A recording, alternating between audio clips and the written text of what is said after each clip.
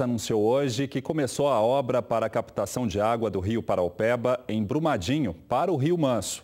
A intervenção deve garantir o abastecimento para a região metropolitana pelos próximos 25 anos. Mesmo assim, o risco de racionamento ainda não foi descartado. Com investimento total de R$ 128.400.000 com recursos do governo do estado, a obra começou há 2 semanas e deverá ser concluída até 20 de dezembro. A intervenção é para captar 5.000 litros de água por segundo do rio Paraopeba, em Brumadinho, na Grande BH. Ela consiste de uma captação de água no rio Paraopeba. Tem um pequeno bombeamento que vai passar numa caixa de areia. Dessa caixa de areia a água vai para um posto de sucção e aí essa água é bombeada para a estação de tratamento de água do Rio Manso existente, que está a 6 km de distância daqui. De acordo com a Copasa, a captação irá garantir o abastecimento da região metropolitana de Belo Horizonte nos próximos 25 anos. Além disso, será possível diminuir a retirada de água dos reservatórios que compõem o sistema Paraopeba e que atualmente estão operando em torno dos 35%, o que permitirá a recuperação deles. Segundo a Copasa, a sobretaxa na conta está descartada, mas o racionamento ainda poderá acontecer até o fim do ano. Por isso, a economia de água deve permanecer. Nós estamos em estado de alerta permanente, por isso estamos monitorando todos os nossos parâmetros, todos os nossos reservatórios, a nossa produção e o nosso consumo, mas não descartamos o racionamento.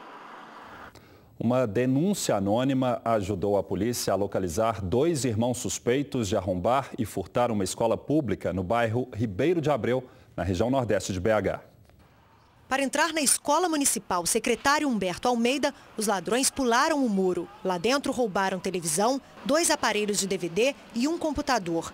A escola não teria sido escolhida por acaso. Um dos presos estudou na instituição e chegou a trabalhar aqui, como auxiliar de serralheiro, há poucos dias do assalto. Claudinei Luiz de Rezende, de 28 anos, tem passagens por furto e tráfico de drogas. O ex-aluno da escola negou a participação no crime, que, segundo a polícia, foi cometido com a ajuda do irmão dele. Bruno Luiz de Rezende, de 32 anos, já foi preso por tráfico e tinha um mandado de prisão em aberto.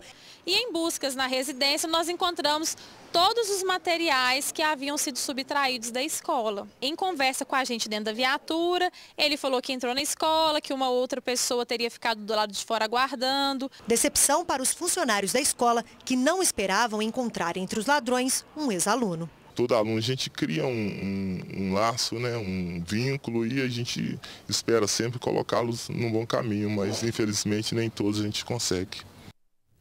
4 pessoas ficaram feridas numa batida entre um trem e um ônibus escolar em Betim, na região metropolitana. Dentre as vítimas, 3 crianças. A suspeita é de que a motorista tenha avançado a passagem de nível sem prestar atenção. O escolar estava lotado. A locomotiva atingiu o ônibus em cheio e arrastou o veículo por quase 50 metros. Os bancos do lado direito do coletivo ficaram retorcidos. 3 crianças e uma monitora se feriram levemente e foram socorridas por pessoas que passavam pelo local. Estavam todos desesperados, algumas machucadas. Ficou uma criança presa em um dos bancos ali do meio, onde que pegou no ônibus. As crianças que escaparam estavam assustadas. A motorista do escolar, Yolanda Pereira Gonzaga de Souza, não quis falar sobre o acidente. Então, poderia só explicar exatamente o que aconteceu? Para a polícia, ela alegou que o maquinista não buzinou ao cruzar a passagem de nível. Esta comerciante, que tem um bar bem em frente ao local do acidente, deu outra versão. Surda a gente não é, a gente escuta, né? Apitou. E aí foi sem barulhão? Foi um barulhão, menino. O ônibus que transportava 29 crianças subia aqui a rua Vale do Paraopeba e passou exatamente nesse cruzamento onde existe uma placa de sinalização indicando a parada obrigatória. O veículo foi atingido por uma locomotiva nesse ponto e daqui, olha, é possível ainda ver que ele foi arrastado por vários metros. Ele foi atingido bem no meio ali, o ônibus, pela locomotiva. Pedaços do ônibus ainda ficaram presos na frente da locomotiva. Representantes da Ferrovia Centro-Atlântica estiveram no local e não quiseram gravar entrevista. Eles informaram que o trem era composto por 5 locomotivas e não transportava carga. Segundo a empresa, ele trafegava a menos de 20 km por hora. O acidente desta sexta-feira foi muito parecido com outro registrado registrado em dezembro do ano passado, também em Betim. Câmeras de vigilância gravaram a colisão envolvendo um ônibus e um trem. O veículo avança o cruzamento e é atingido em cheio. 10 pessoas ficaram feridas. Em nota, a Ferrovia Centro-Atlântica garantiu que o maquinista acionou a buzina e acendeu os faróis para alertar a proximidade do trem. Além disso, ao avistar o ônibus, também freou a locomotiva imediatamente. Lembrando que avançar passagem de nível em situação de risco é uma infração gravíssima, com perda de 7 pontos na carteira do motorista. A queda do viaduto Batalha dos Guararapes, em BH, completa hoje 1 ano.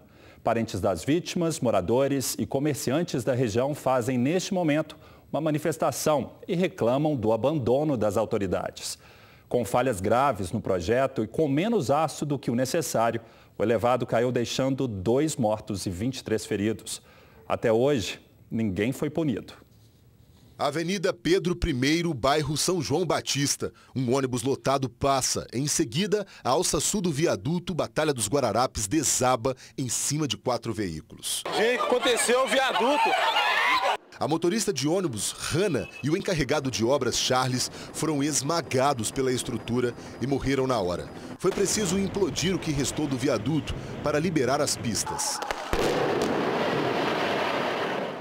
No lugar do viaduto, hoje há um cruzamento simples com faixas e semáforos. Olhando assim, até parece que tudo já foi resolvido. Mas basta circular um pouco para notar que mesmo depois de 12 meses, além do trauma, os moradores da região lutam para superar o que eles chamam de um grande descaso. A sinalização provisória é usada até hoje. Quem anda pelo passeio tem que tomar cuidado com buracos enormes, ondulações, amontoados de terra e restos de massa de asfalto. Nos prédios vizinhos, as rachaduras nos muros permanecem. Alguns apartamentos, como o de Andréa, nunca foram reparados, como havia sido prometido. Foram eles que me arrumaram esse problema e eu creio que eles têm que se responsabilizar. Alguém que foi responsabilizado tem que aparecer. Drama também para os comerciantes. Muitos fecharam as portas. Quem sobreviveu não quer a construção de uma trincheira, como está sendo estudado pela prefeitura. Não aguentaria, porque a gente não tem um apoio, não tem nada. O laudo da perícia, feito pelo Instituto de Criminalística da Polícia Civil, apontou que a causa do desabamento foi um erro de cálculo do bloco de fundação do terceiro pilar. 19 pessoas, entre secretário de obras e funcionários da empresa Covan, responsável pelo empreendimento, foram indiciadas. No inquérito, ficou comprovado, através de e-mails, que a falha no pilar já era conhecida e que foi usado concreto vencido durante a execução do viaduto. Os indiciados iriam responder pelos 2 homicídios e por 23 tentativas de homicídio referentes aos feridos. Porém, uma manobra quer que o caso seja apreciado apenas como desabamento. Se você for perguntar a qualquer cidadão em Belo Horizonte o que aconteceu 1 ano atrás, a resposta vai ser: caiu um viaduto e não aconteceu um homicídio. Então, fazendo esse raciocínio, que parece simplista, mas é um raciocínio também baseado em análise da prova, ele entende que não existem até o momento elementos que possam fundamentar uma acusação pela prática de homicídio. Uma adolescente de 17 anos foi flagrada pela Polícia Rodoviária Federal com 30 quilos de maconha na BR-262 em Bom Despacho, no centro-oeste de Minas. A droga estava sendo transportada em um ônibus. De acordo com a Polícia Rodoviária Federal, a droga estava dentro dessa mala no bagageiro de um ônibus que seguia de Tuiutaba para Ipatinga. Foram apreendidos cerca de 30 quilos de maconha. A mala é de uma adolescente de 17 anos. A operação foi feita pelo Grupo de Policiamento Especializado da PRF. Foi utilizada uma ferramenta para otimizar o nosso serviço, que é o cão de faro. E nessa ocorrência especialmente, o cão apontou, sinalizou para uma mala. E essa mala a gente encontrou aproximadamente 30 quilos de maconha. Durante o dia e a noite, os veículos são abordados. Com a ajuda do cão, é possível identificar se algum passageiro está transportando droga. Dentro deste ônibus, por exemplo, o cão farejou todas as malas, enquanto os agentes revistavam os passageiros.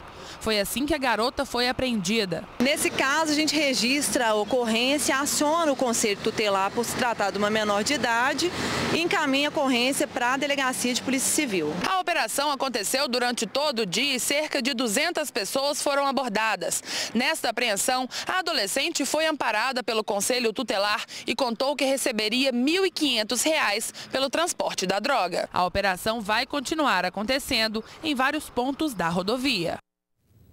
A saúde é o serviço público que mais gera insatisfação em Belo Horizonte. Uma pesquisa encomendada pelo jornal Estado de Minas mostra que a segurança também é um dos setores que mais recebem reclamações. Maria José trouxe a filha, que estava sentindo mal, até a UPA Norte. Ela disse que veio preparada para esperar muito tempo para ser atendida. Eu agora é assim, quando eu tenho que ir no médico, eu já tiro o dia, já levo o dinheiro para comer, porque é o dia inteiro. Se quiser ser atendido, se não quiser, vai ficar doente em casa. Esta doméstica de 73 anos já esteve 2 vezes na unidade de pronto atendimento esta semana e também reclama da demora. Saúde aqui é péssimo, tanto no posto como aqui. Esperar a hora que eles quiserem. Mas eu não estou aguentando, não, estou querendo ir embora. Segundo o levantamento encomendado pelo jornal Estado de Minas ao Instituto MDA, a saúde pública é o pior serviço prestado na capital. Quase a metade dos entrevistados está insatisfeita com a situação. A pesquisa foi feita entre os dias 27 e 30 de junho. O segundo serviço que mais recebeu reclamações foi a segurança pública. 25,7% das pessoas ouvidas estão preocupadas com a violência e a criminalidade. A violência está imperando hoje em dia. Não me sinto segura. A gente sai de casa sem olhar para todos os lados, conversar pouco dentro do ônibus. Ficar sempre preocupado, a ansiedade é a flor da pele. Tem medo até de sair na rua aqui, fico mais em casa. Precisa melhorar? Muito, precisa muito. Daqui a pouco, Cidade do Triângulo Mineiro deve ter espaços paleontológicos. Nós voltamos já, aguarde. A descoberta de fósseis de dinossauros em uma área de Uberaba, onde está sendo construído um condomínio de apartamentos, vem surpreendendo os cientistas. Por causa dos novos registros, o Ministério Público já recomendou à Prefeitura o zoneamento dos espaços paleontológicos. Durante 6 meses, operários e paleontólogos dividiram este imenso canteiro de obras. O resultado do trabalho pode revelar um dos fósseis mais importantes já encontrados no país. Um achado tão completo, tão articulado e com a possibilidade da continuidade do esqueleto estar até muito mais completo, para a gente superou todas as expectativas. Os primeiros destes fósseis foram encontrados no fim do ano passado. De lá para cá, no mesmo local da construção, apareceram dezenas de ossos de dinossauros e de tamanhos jamais vistos antes. Entre eles, vértebras, costelas e tíbias. Os paleontólogos acreditam que o esqueleto seja de um único animal e possivelmente de uma espécie ainda desconhecida pela ciência. Para retirar todos os fragmentos do terreno, os técnicos devem levar mais 6 meses de escavações. E só depois de 2 anos de estudos, o novo dinossauro deve ser apresentado ao mundo. A nossa empresa está muito satisfeita em poder contribuir, em realmente fazer o seu papel, responsabilidade ambiental, preservação do patrimônio paleontológico, é muito importante. Com a grande descoberta, o Ministério Público exigiu que a Prefeitura de Uberaba realize um mapeamento de todo o município para detectar novas áreas com potencial paleontológico. Nós não sabemos especificamente onde ocorrem os eventos fossilíferos. Fazendo esse zoneamento paleontológico, nós vamos ter uma visão mais clara. Cada um tem sua responsabilidade, todos nós temos uma responsabilidade maior ainda.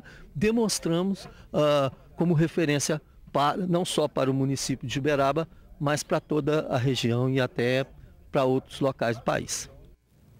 A edição desta sexta termina aqui. Boa noite, um ótimo fim de semana.